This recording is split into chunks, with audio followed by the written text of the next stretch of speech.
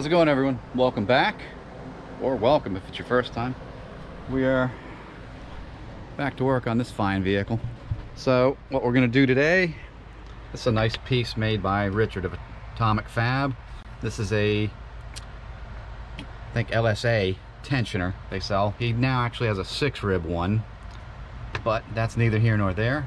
My original one, as far as I know, is original to the truck.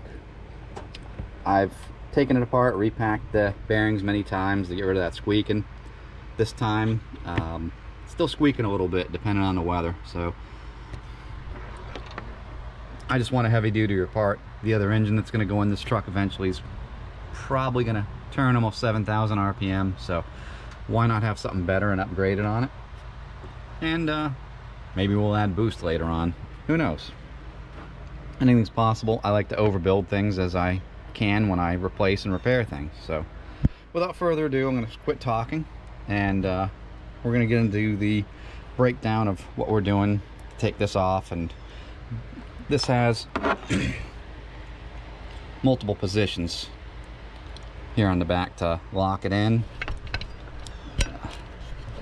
There you go. You can kind of see them holes. We're going to clock it identical or as close as possible to the factory one, so I don't need a new belt. But let me get to that.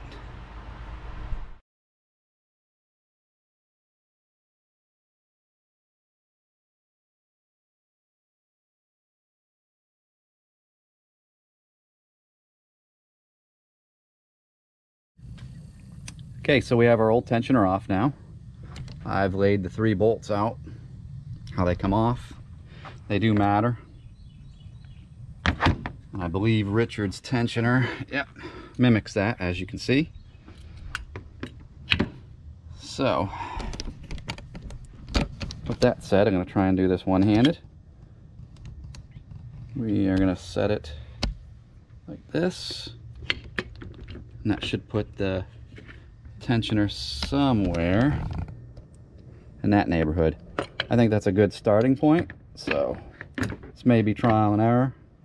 We'll go ahead with that. I'll tighten this down. This is 17mm. I've got some tools in the box over here for that. And we'll put this on and try the belt. And hopefully that gets us pretty close. If not, we'll just have to pull it back off, loosen this, and clock it until we get it where we want it, so it functions the same as this one as far as belt stretch and all. Alright, let me fiddle around off camera with that, and then we'll get back to it. Okay, didn't want to bore everyone with details. We're on. I took this one, laid it out next to that one, clocked it like I showed you in them notches, tightened everything up, installed it, got my belt on. Everything looks good. Lawrence Tolman, don't know if you guys follow him or not, used to be on Truck Tech. He's got his own YouTube channel, quite successful actually. He did one of these on the Copo truck, is where I first saw this. So I referenced that video. It does ride on the back 6 grooves. It doesn't use the front here. And we're going to start the truck and see how the belt tracks. I'm going to get all the tools out of the engine bay, and we'll start it up and come back to that and see it working in action. So hang tight for that. Okay, got the truck running.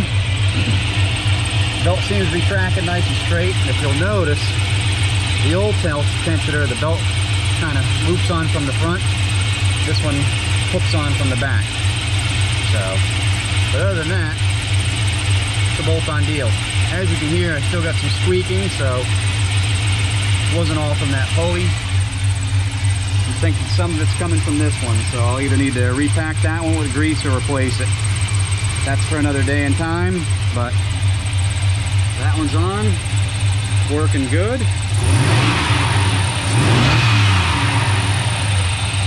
Belt tracks nice and true, so one more part out of the parts room and on the truck. Winning. Alright, so just to wrap up, we're all done. It's a pretty quick and easy job. Anybody can do with hand tools. It's a 15mm to pull on the old tensioner to release the belt, and to remove the tensioner. You reuse the bolts, by the way. And then it was 17mm to tighten the new tensioner to Atomic bracket there. That's the exact part number of that tensioner. Like I said, Richard now has a 6-rib one that works. It doesn't bother me that this is 8-rib and doesn't use all 8 ribs. It rides on the back part, but that's that. And then again, that bracket comes from Richard at Atomic Fab and Performance. He makes a ton of stuff for these GMT 800 parts. Offers remote tuning, etc., etc. This isn't a paid promotion, by the way.